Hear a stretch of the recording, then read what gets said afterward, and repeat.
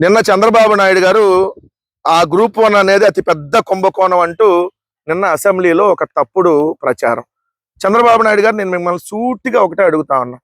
Group 1 అనే దాంట్లో కుంభకోణం జరిగితే సిబిఐ ఎంక్వైరీకి ఇవ్వండి, మేము సిద్ధంగా ఉన్నాం.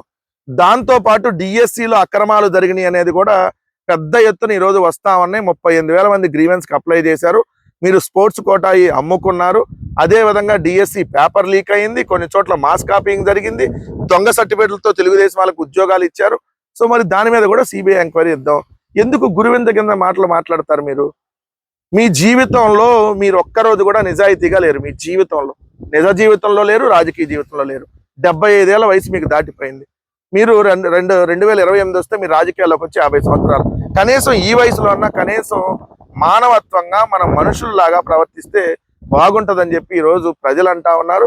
గ్రూప్ 1లో నిజంగా కుంభకోణం జరిగితే సిబిఐ ఎంక్వైరీకి ఇద్దాం, మీరు సిద్ధమా? డిఎస్సిని గ్రూప్ 1ని రెండు కలిపి సిబిఐ ఎంక్వైరీకి ఇవ్వడానికి మేము సిద్ధం, మీరు సిద్ధమా అని అడుగుతా ఉన్నా. ఛాలెంజ్ను స్వీకరించండి.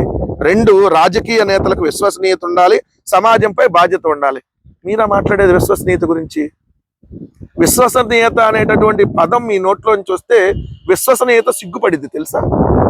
ఈ రాష్ట్రంలో విశ్వసనీయత లేనటువంటి వాళ్ళు, విలువల లేనటువంటి వాళ్ళు, నిజంగా మానవత్వం లేనటువంటి వాళ్ళు, రాజకీయాల కోసం ఏ గడ్డైనా ఎలాంటి చండాల పనైనా చేసేటటువంటి వ్యక్తి ఎవరన్నా ఉన్నారంటే చంద్రబాబు నాయుడు గారు మీరు కదా. మీరు మాట్లాడుతున్నారా విలువల విశ్వసనీయత గురించి?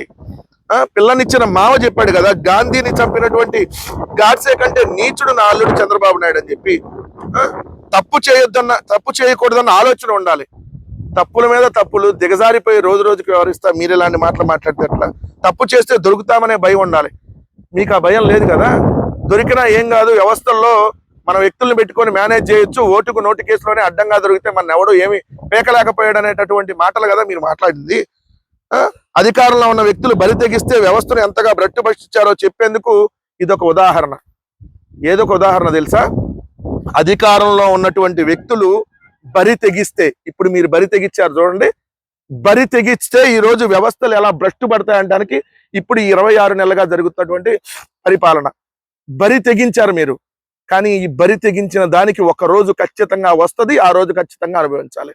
బరి తెగించి వ్యవస్థలను అడ్డం పెట్టుకొని ఈ రోజు మీరు చేస్తున్నటువంటి నీచమైనటువంటి పనులు, పోలీసులను అడ్డం పెట్టుకొని గంజాయి అమ్మిస్తా, గంజాయి వ్యాపారం ప్రభుత్వం చేస్తుంది, పోలీసులు ప్రభుత్వం కలిసి గంజాయి వ్యాపారం చేస్తుంది. ఎంతకంటే వ్యవస్థను భ్రష్టు పట్టించేది ఏముంది?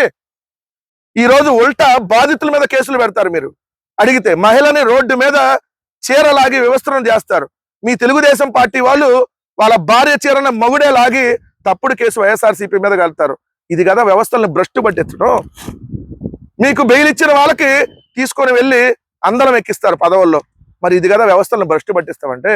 సాక్షాత్తు మాజీ మంత్రి ఇంటి మీదకి మీ తెలుగుదేశం పార్టీ ఎమ్మెల్యే మొగుడు గంజాయి బ్యాచ్ వెళ్ళి 7 గంటల వీరంగం సృష్టించి మళ్ళీ ఉల్టా అంబటి రాంబాబు గారి మీద కేసు పెట్టినటువంటి పరిస్థితి. ఏదైతే నకిలీ మద్యాన్ని మీరే తయారు చేస్తారు, నకిలీ మద్యాన్ని తయారు చేసింది పట్టుకున్న వాళ్ళ మీద ఉల్టా కేసు పెట్టి జైలుకు పంపేటటువంటి పరిస్థితి. వ్యవస్థలన్నింటినీ భ్రష్టు పెట్టించి బరి తెగించి ఈరోజు మీరు వ్యవహరిస్తా ఉన్నారు. దానికి ఖచ్చితంగా ఒకరోజు అనుభవించక తప్పదన్న విషయం మాత్రం గుర్తుపెట్టుకోండి.